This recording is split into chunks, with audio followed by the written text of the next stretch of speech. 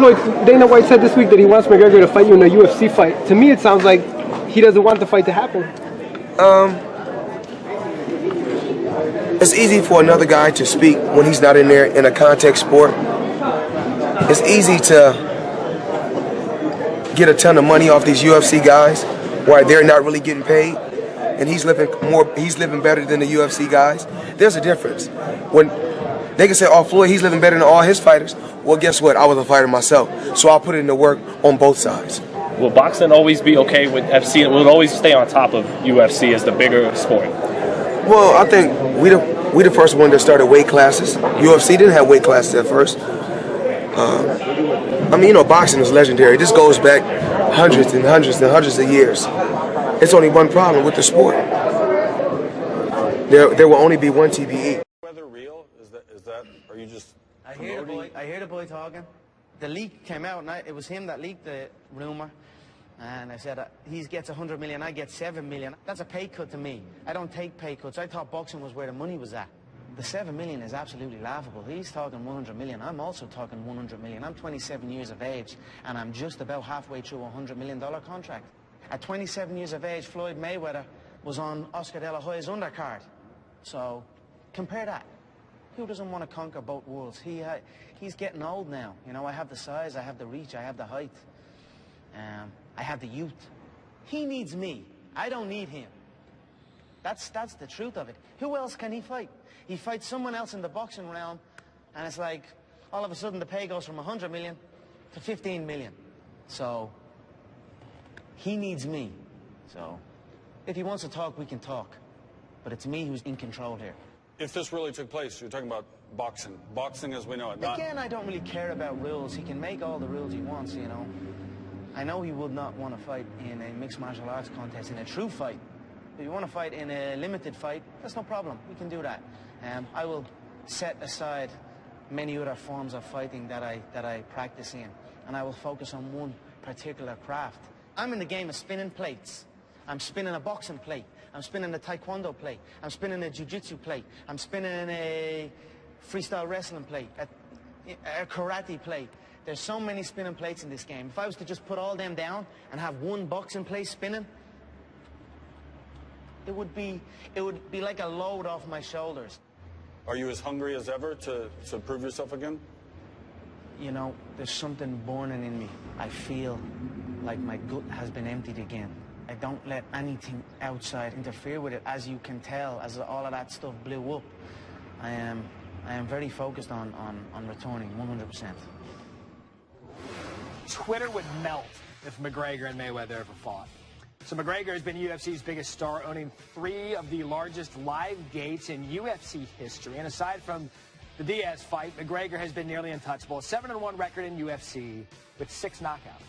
While this impasse was taking place, you know, you were writing what you wrote on Facebook, and they had their comments, and there was this insistence that as one of ours, you're required to go do this and go do that, and I think you took exception to that your existence is promotion. You know, it was a publicized civil war. I was going through some things. There was some crazy stuff going on back home. I wanted to be focused on my training. It sounds like that was maybe the sticking point. They wanted to use you the way they wanted to use you, and you said, no, I need to do this for myself and get back to the training I was in a time where I was like figuring out something. I didn't just shut out and say no to everything. I just wanted to do reasonable media, so. And then, hey, all of a sudden, Conor, it's 3 months from the fight. We've got to drag you 40-hour flights to come and do a run around New York, Vegas, California, 70 press conferences, 70 talk shows, adverts, all of this. I was like, I only made you 400 million last week. That was only last week, that fight. I know you want me to go, you know, I need to get right. That's how it all came about, you know. I just wanted to focus, and I was deep in the process. And especially at that particular moment, I just wanted a little bit more time. I didn't shut it off completely. Reasonable media is what I said. I said I would do New York. I said I would do everything else after that. I just needed another little bit to set myself. And then the lack of communication, and they weren't having it. They were trying to push back on me. I was trying to push back on them. And then I was like, look, it blew up then, so.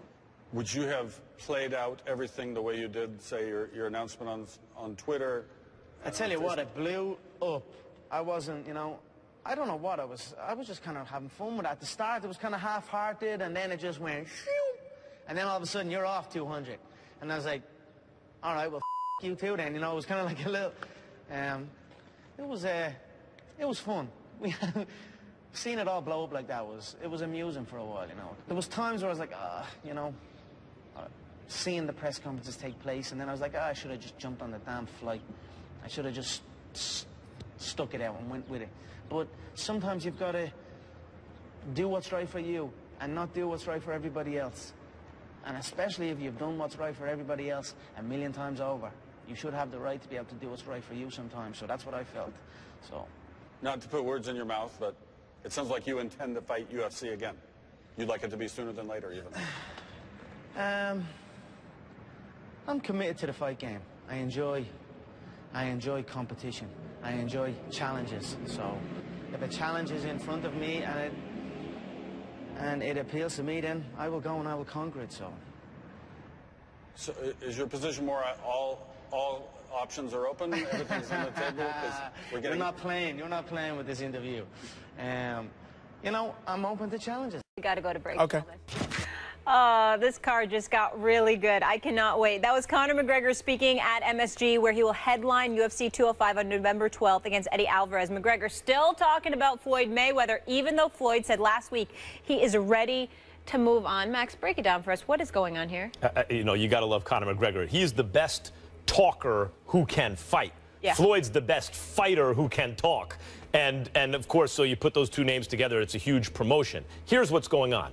You ain't going to beat Floyd Mayweather in the ring if you're the same size as Floyd Mayweather. Triple G is bigger. There are guys who, Vladimir Klitschko would beat Floyd Mayweather. He's a heavyweight. But if you're the same size as Floyd, you ain't going to beat him in the ring. You're also not going to beat him at the negotiating table. His entire career has proven that with networks, with other fighters. He's the best, and his team is the best at negotiating the best deal. So he gets the lion's share against anyone. Now, there are fighters who bring something to the table. Canelo Alvarez, you got to give him a piece. He brings something. Manny Pacquiao brings a lot. You got to give him a big piece. Still, Floyd gets the lion's share. So here he is essentially negotiating with Conor McGregor. And Conor McGregor's like, time out. Go get me my $100 million. And Floyd's like, well, do you know how this works? I'm the guy. I get the most money. Yeah. But here's where Conor has extra leverage that most Floyd opponents at this level don't. In the octagon, Floyd has a 0% chance to beat Conor McGregor. Conor McGregor would beat him easily, early, zero risk for Conor McGregor in the octagon against Floyd Mayweather. It is exactly the same in the ring for Floyd against Conor. Conor got no shot. That's easy money. That's easy work, as Floyd would say. So that's actually leverage for Conor. Because where else does Floyd Mayweather get to make an event that big where his opponent poses absolutely no in-the-ring risk? Very good point. And I think at some level, even Conor knows that. And so at the negotiating table, it's like, no. You ain't going to get the lion's share. It's not going to be the percentage you think it is.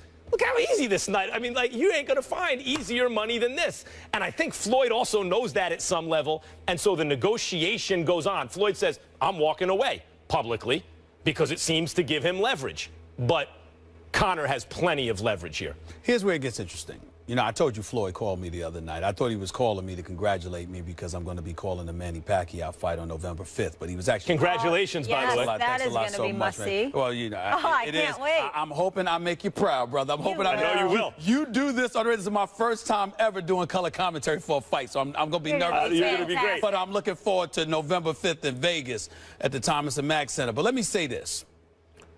Floyd didn't call about that. He called about something else. But you know, since I had him on the phone, I took the liberty of asking him about this Conor McGregor. He said, yeah, man, I called it off. He said, brother got to know his place. You know, I mean, wait a minute now. I'm all about my business. I'm in this for business. You know, so it said to me that he doesn't really want to retire.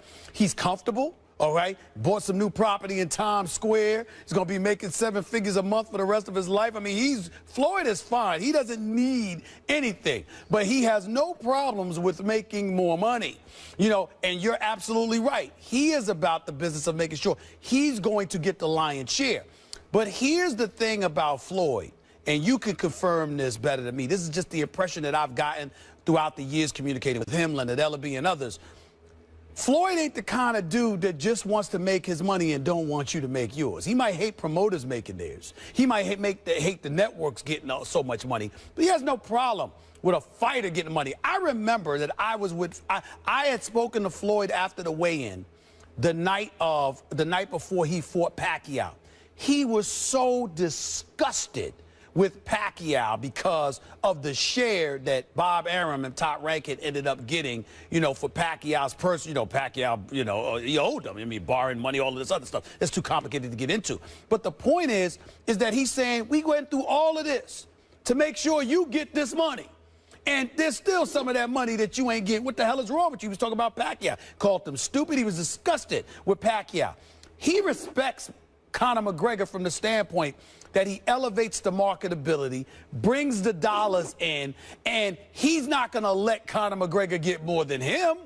But he has no problem with Conor McGregor getting his share so long as Floyd gets his own. And so I think when you look at it from that perspective, I think you have to look at it and appreciate it and understand that this is something that could potentially still happen, because if Conor McGregor continues to smoke dudes in the UFC, it's a big deal that he beat Nate Diaz, because that was at 170. He really fights at 145. Yeah. And so for him to move up 25 pounds, if he moves down but still dominates and steamrolls over everybody in his path, even though you and I both don't believe he could touch Floyd, the question is, what if he does touch him? You see what I'm saying? Because I don't believe that either. In the boxing ring? Hey, octagon is something else. Yeah. Floyd got no shot in an octagon. Floyd got no shot in an octagon. Conor got no shot in the boxing. I totally agree with you. But what I'm saying is the mystique with boxing, there have been plenty of times, and I don't believe he touched. Well, I don't even think he get a headshot in. Right. Okay? But what I'm saying is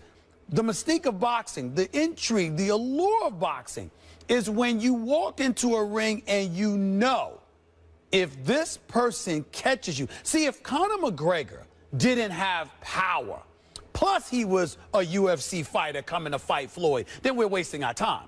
But because he has knockout power, you do find yourself asking, okay, what if this dude caught him? Now, I don't believe it will happen, Stephen A. But that's the intrigue. Here's the problem. Just like I said, Conor McGregor has a lot of leverage here because it's easy work for Floyd and a huge payday, and so Conor's like, I want my piece.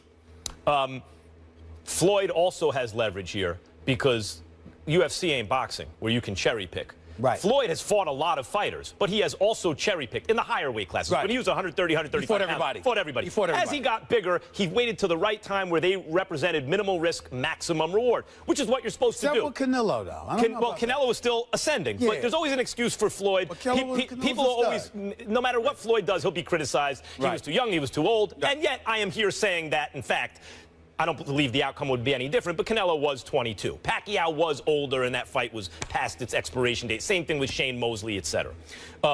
Floyd, as I say, has flipped the paradigm, along with Al Heyman, his manager, advisor, has flipped the paradigm in boxing, fighting, combat sports, is exploitation. We, the fans and the networks, exploit fighters. We want to see you win tough, blood and guts. Forget about the fact that you're brain damaged later on in your career, right? Your kidneys don't work. But right now, we want to see you prove all that stuff. The fighter, on the other hand, saying, no, wait a minute. A fighter's manager, rather. They're saying, we want the most money for the least risk. Right. I don't want to walk around brain damaged with bad kidneys later in my life. Right. I don't want to shorten life expectancy. So Floyd and Al Heyman have been so successful at flipping that paradigm, there's a backlash. Because they have out-negotiated the other side, meaning the networks and the fans, by so much that he's made hundreds and hundreds of millions of dollars without taking the same risks that the fans wanted to see him take. And this is more of the same there. The risk for Conor is as follows. The UFC is not boxing. You can't get away with that. You got to fight world-class fighter after world-class fighter in their primes, whoever the biggest name is. Therefore, no one's going undefeated for too long. That's right. So if Conor can